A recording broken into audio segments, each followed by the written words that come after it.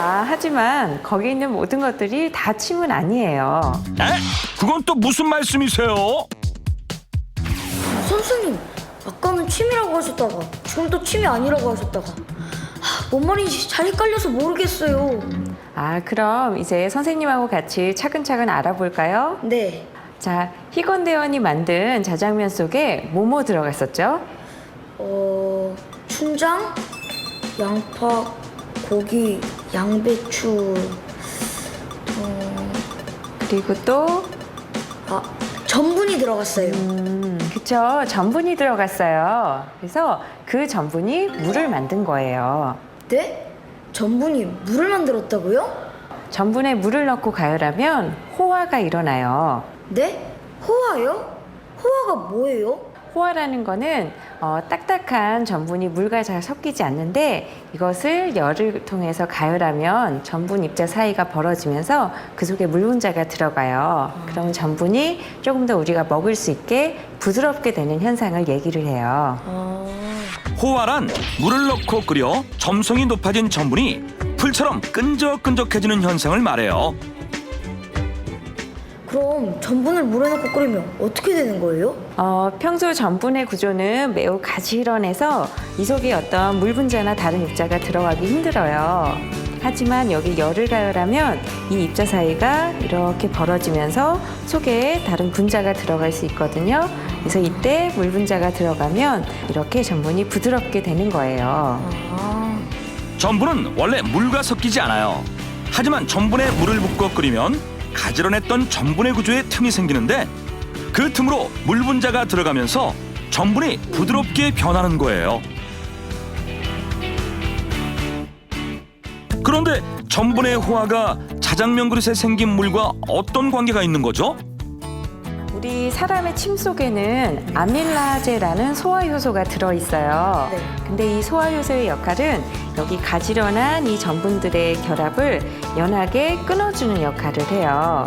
그래서 전분 구조가 다시 이렇게 풀어지기 때문에 속에 있던 물이 다시 나오게 되는 거죠. 열을 가하지도 않았는데 이렇게 전분이 열려서 물이 나온다는 거예요? 네. 그럼 우리 실험을 통해서 한번 알아볼까요? 네. 이제부터 전분 분해 실험을 할 거예요. 여기 지금 비커 2개가 준비되어 있고요. 네. 여기에 전분을 적당량을 넣어 볼게요. 네. 물을 넣어서 섞어 볼게요. 전분에 물을 넣으면 더 무거운 전분은 물 아래로 가라앉아요.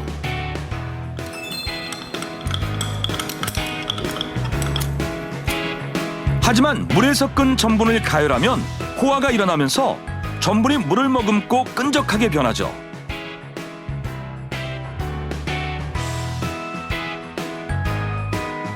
자, 전분이 이렇게 걸쭉해졌어요. 선생님, 그럼 이 상황에서 이제 어떻게 해야 돼요? 희건대원이 자장면에 침이 들어갔다고 했으니까요. 이 중에 한쪽에만 아밀라제를 넣어서 어떻게 반응이 일어나는지 한번 결과를 볼까요? 네. 호화가 일어난 전분 중 하나에 아밀라제를 넣고 잘 섞어줬어요. 자, 이 전분은 앞으로 어떻게 변할까요? 신기해. 아밀라제를 섞은 전분이 물처럼 흐물흐물 풀어졌어요. 희건대원 그러면 다른 비커에 한번 따라 볼까요? 네. 아밀라제를 섞은 전분을 다른 비커에 옮겨 담아봤어요.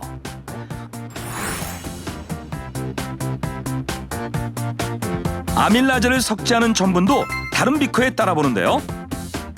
물처럼 쪼르륵 흐르는 모습과 덩어리져서 잘 쏟아지지 않는 모습, 둘의 차이가 확실히 보이죠?